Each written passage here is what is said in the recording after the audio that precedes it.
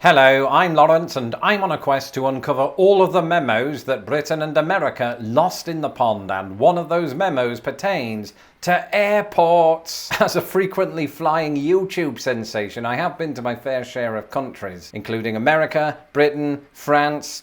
That's it. And during one of those recent holidays/vacations, I caught myself musing at some of the differences between British and American airports. And today I'm going to answer which country has the biggest airports, the busiest airports, and the worst security, as well as plenty of other high-flying differences.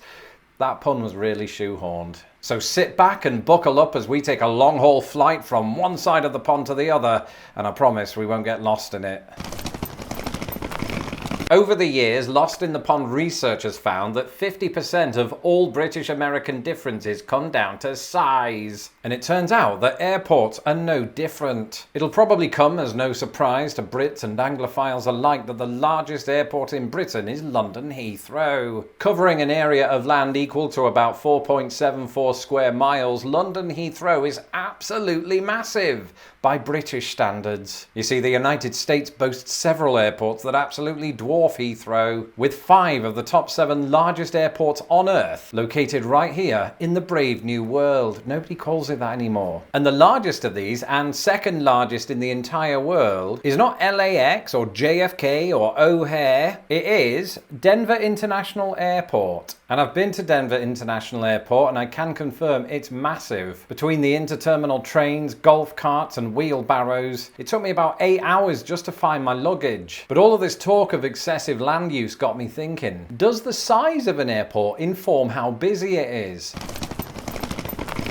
Well, in Heathrow's case, yes. It probably comes as no surprise to anybody that as the largest airport in the UK, Heathrow is easily the busiest. With pre-pandemic numbers of roughly 80 million annual passengers, Heathrow services almost twice the amount of the second busiest airport in the UK, that's London Gatwick. But when looking at 2019's pre-pandemic rankings, the top 10 is absolutely dominated by airports in the United States. Back then, 4 American airports featured in the world's top 10, while in 2021, amid the ongoing effects of the COVID-19 pandemic, the United States accounted for a whopping 80% of the top 10. And when we think of the busiest airports in the United States, those in Los Angeles, New York, and Chicago probably spring to mind soonest. But in pre-pandemic times, having handled more than 110 million annual passengers, Atlanta International Airport was not only the busiest in the United States, but the entire world. And its large numbers owe much to the fact that Atlanta is a giant hub for Delta AIRLINES, which just happens to be headquartered in the city. Oh, and speaking of Delta variants, that brings us on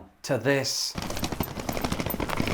The spectre of COVID-19 hangs over us like a perpetual nightmare, or flying with EasyJet. And over the last couple of years, countries around the world have had to adapt to government mandates around flying. In Britain and America, much like everywhere else, this is ever evolving. Currently, as my wife and I found on a recent visit to Paris, a trip that I haven't mentioned at every opportunity, travellers aged 2 and older, regardless of nationality or citizenship status, are required to show proof of a negative COVID test taken 24 hours before the flight back to the United States.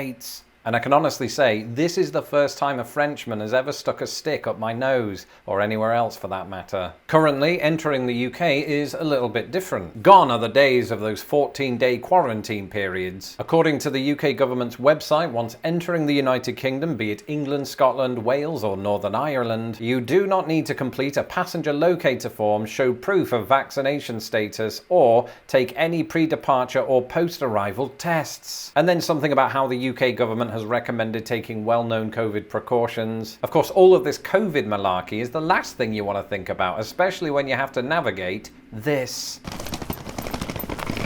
People like to say that airport security is just all theatre, but as somebody who once worked in the theatre, I can tell you that airport security has painfully little understanding of improv and Stanislavski. And from one side of the pond to the other, there are some subtle and not so subtle differences in how security operations operate. For instance, in the United States, passengers are still required to remove their shoes before going through that security detector thing. This is normally not the case when flying from or within the United Kingdom, though they might ask you to remove footwear if it causes the security detector thing to go off. And then there's liquids. Right? You're allowed to take liquids as part of your hand luggage, so long as it doesn't exceed a certain amount. And that amount is exactly the same whether you're flying from Britain or America. And I know what you're thinking, ooh, Lawrence, this video is about differences, not similarities. Well, as is often the case when it comes to Britain and America, the difference lies in the unit of measurement. In Britain, we say no more than 100 millilitres, and this equates to the US mandate of 3.4 ounces. And then there's pre-check. Pre-check sounds so quintessentially American it couldn't possibly exist in Britain. But what is pre-check?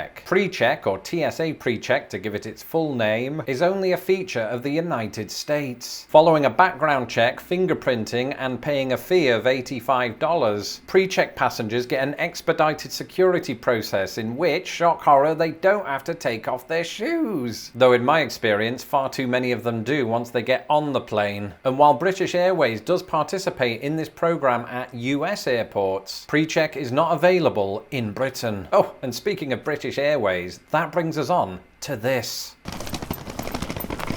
It goes without saying that British and American airports are populated by notably different airlines. The big one in Britain, and one that you may well use if you're travelling between Britain and the United States or vice versa, is British Airways. In the event that you don't use British Airways in that scenario, you'll likely end up on its US equivalent, American Airlines. Since we're strictly talking about airports today, I'm not going to do a deep dive into the differences between a BA flight and an American Airlines flight, but I will do that in a later video, and I've just realised that nobody wants to hear the term deep dive when talking about planes. But some other airlines that you will encounter in Britain are as follows, and note the quality of these may vary. BA City Flyer, Virgin Atlantic, EasyJet, Logan Air, that's the Scottish one, Eastern Airways, and Wizz Air UK. On the US side, there are many. In addition to American Airlines, you have United, Southwest, Alaska, JetBlue, Frontier, Delta, Allegiant Air, and Hawaii Airlines, just to name a few. We can hardly talk about the differences between British and American airports without discussing terminology. While both countries commonly refer to that big heavy metal thing with wings as a plane, Americans might use the slightly longer term of airplane, whereas in Britain we sometimes use the word aeroplane. To describe the action of getting off the plane, American air staff will sometimes use the word deplane, while in Britain we might say, I don't know, disembark, exit, sod off. Naturally, the departments overseeing security are different on either side of the pond. In America, this is presided over by the Transportation Security Administration, otherwise known as TSA, while in Britain, it's the Department for Transport, otherwise known as uppercase D, lowercase f, uppercase T, which is a bloody mouthful. And you know those horizontal conveyor belts that get you through the airport more quickly? Well, both countries might refer to this as a people mover, but in Britain I've also heard it referred to as a moving walkway, and in America, a moving sidewalk. And when it comes to our suitcases and bags, Brits are more likely to refer to the collective as luggage and sometimes baggage, and Americans more likely baggage but sometimes luggage. And that's it! We've reached our final destination. Thankfully, not like in the films. Let me know in the comments below if you've experienced airports in both countries. I'm Lawrence Brown. You can follow me on Twitter at LostInThePondUS, and don't forget to subscribe to my channel so that my videos don't get lost in the pond. This video was made possible by my patrons. If you would like to become a patron of Lost in the Pond, you can do so today at patreon.com/LostInThePond. Until the next video, goodbye.